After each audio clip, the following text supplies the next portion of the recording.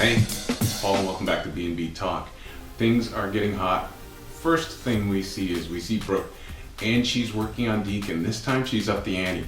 She's thrown her daughter in the way now. She says to Deacon, if you go ahead and marry her, you're basically risking a relationship with Hope, especially after all the stuff that Hope, had to endure as a result of Quinn's shenanigans, like losing a baby, which is a pretty big factor. But Deacon is still sort of hanging tough, and he says he's gonna marry her.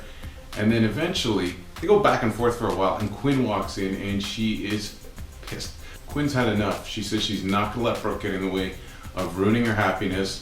And then Deacon basically tells both women, enough's enough, okay? He can make up his own mind, and he does make up his own mind. He wants to marry Quinn.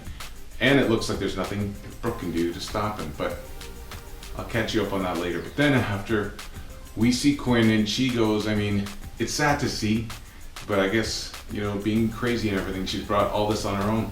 But she goes in and she talks to Rick and Maya, and what she's trying to get at after buttering them up for a while is that she needs Rick and Maya to go to her wedding.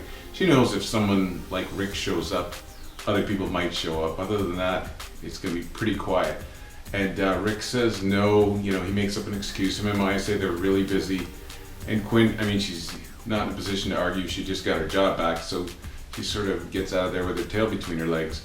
And eventually we see Katie and Bill, and you can tell they don't agree.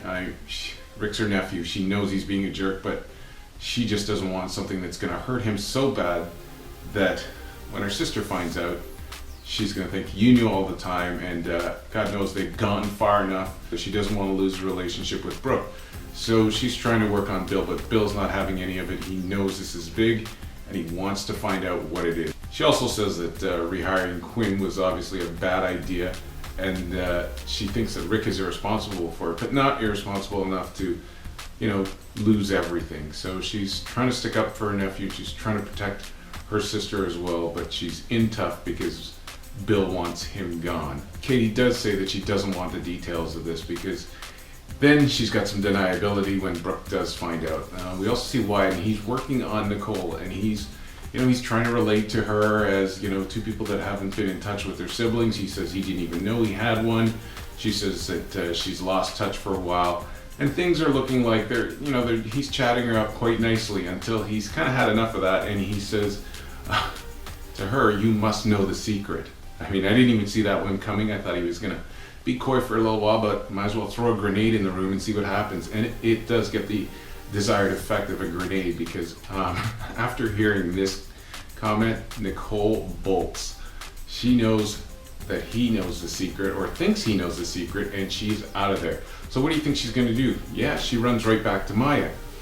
But then Maya starts telling her about how powerful Wyatt's father is, how many companies he owns, how he's trusted, and they really need him at Forster. And she starts to get a little calculating, because she does not come out and tell her sister that Wyatt made a comment about the secret. So we see her working both angles, and I think that's going to be really cool to see how this plays out, because Nicole isn't, we can tell she's cagey and she's in it for herself. So this will be really interesting to see what it'll take for her to give up the secret.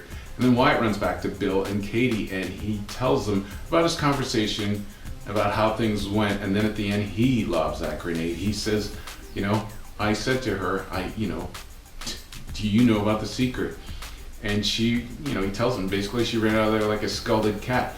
And that really perks Bill's interest. He says, yes, we have something, we're onto something. So he tells Wyatt to keep it up. And the last thing we see is Brooke. And like I said before, she'll do anything to stop this wedding.